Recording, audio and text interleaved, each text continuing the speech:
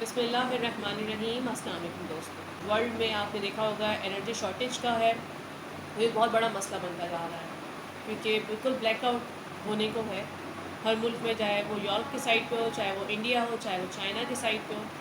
इन सब की वजूहात क्या है, और ये सबसे पहले हम देखेंगे एनर्जी, बेसिकली एनर्जी शॉर्टेज है क्या।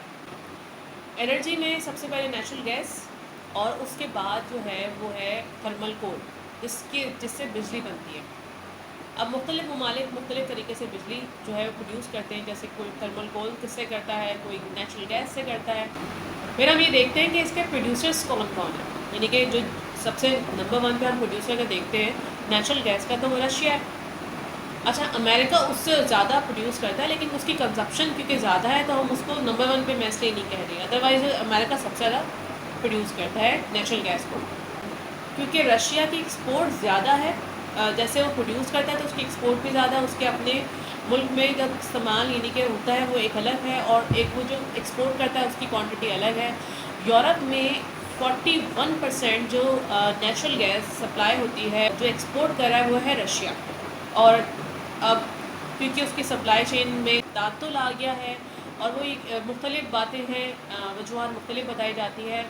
इंटरनेशनल जो एनर्जी की एजेंसी है उसने भी रशिया को और बाकायदा मुखातिब करके कहा है कि बेहतर ये है कि ये बहुत ज़बरदस्त एक उसके लिए वक्त है कि वो अपनी प्रोडक्शन को बढ़ाए और मैक्सिमम पे लेके जाए, और वो अपनी जो उसकी जो उस पर रिस्पॉन्सिबिलिटीज़ है या जो उसने कॉन्ट्रैक्ट किया हुआ, जो उसने अग्रीमेंट्स किए हुए उसको मीट करे, जिससे जो है वो उसकी जो है वर्थ और बढ़ जाएगी। अच्छा, इसी तरीके से जब हम देखते हैं कि रूस के हिसाब से जो आती है बात, वो ख़बर ये आती है कि रूस के हिसाब से तो उनकी कंजप्शन अचानक से बढ़ गई है। अब आप ये चीज़ नोट करते जाइएगा कि अचानक से बढ़ गई उसकी कंजप्शन रुक गई है, दूसरे ममालिक को देने के, यूरोप को देने के लिए कंजप्शन रुक गई है। अच्छा, 5% सिर्फ यूके को देता है, यूरोप जो है रेस्ट यूरोप में 41% होता है, और यूके में 5% जो है वो नेचुरल गैस रशिया देता है, बाकी कतर से जो है वो यूके लेता है। अच्छा, इसके अलावा अगर हम लेते हैं थर्मोकोल जो है वो इंडिया चाइना से लेता है, बाकी उसका अपना जो है वो अपनी डोमेस्टिकली वो अपना यूज़ करता है, जो अपना प्रोड्यूस करता है वो। चाइना में बारिशें होती हैं शंघाई में, जो सबसे ज़्यादा मेन कोल का जो पॉइंट है जहाँ से कोल निकलता है, वहाँ पे बारिशें हो जाती है, फ्लड आया, और फ्लड आने की वजह से क्या होता है कि वहाँ पे जो कोयला निकला हुआ भी होता है तो वो भी ख़त्म हो जाता है, और वहाँ पे कोई एमरजेंसी बिल्डिंग्स नहीं थी जहाँ पे जो वो कोयला रखा जाता है। एक बात ये हो गई।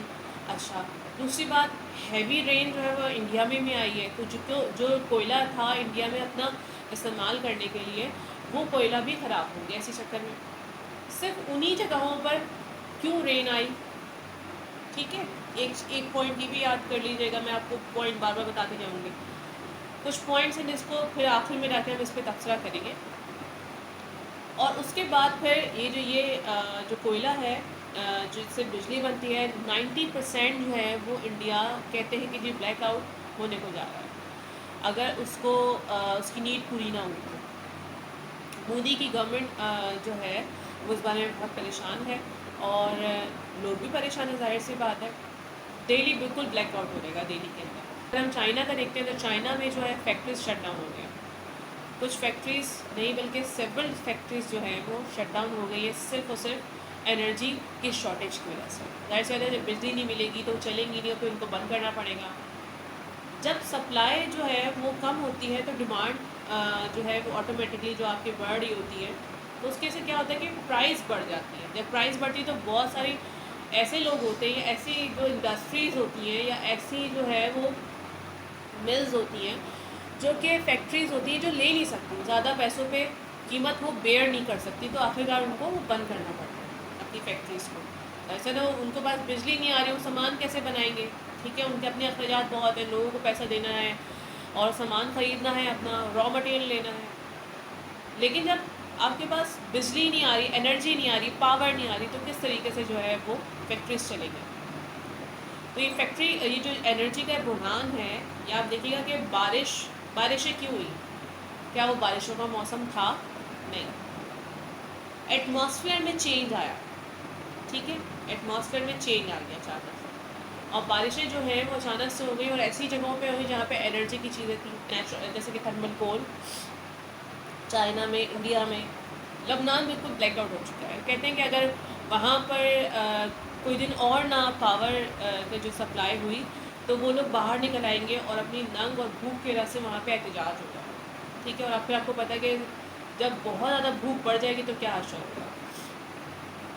फिर इस तरीके से जो है वो दुनिया में, यानी कि यूरोप एक छोटी जगह तो नहीं है ना, यूरोप बहुत बड़ी जगह है, तो वहाँ पे यूरोप में अंधेरा होने को जा रहा है। चाइना, इंडिया, आप अगर मिडल ईस्ट की साइड पे देख लेते हैं तो वहाँ पे, यूरोप की साइड पे देख लेते हैं तो वहाँ पे, अमेरिका में ख़ुद जो है वो एफिशिएंसी जो है वो कम होती जा रही है। क्या वजह है? क्या ज़मीन में ज़खायर कम हो गए? नहीं, ऐसी बात भी नहीं है। मैक्सिमम पे जाके नॉर्वे जो है वो अपनी प्रोडक्शन कर रहा है। कुछ ताकतें ऐसी हैं जो इन सब चीज़ों को कंट्रोल कर रही हैं, जो एक प्लानिंग के साथ हो रहा है। ये एक वजह ये भी बताई जाती है कि क्योंकि लोग कम थे तो ड्राइवर्स नहीं मिल सके, तो सप्लाई चेन मुतासर हो गई, क्योंकि कोविड था, पेंडेमिक था।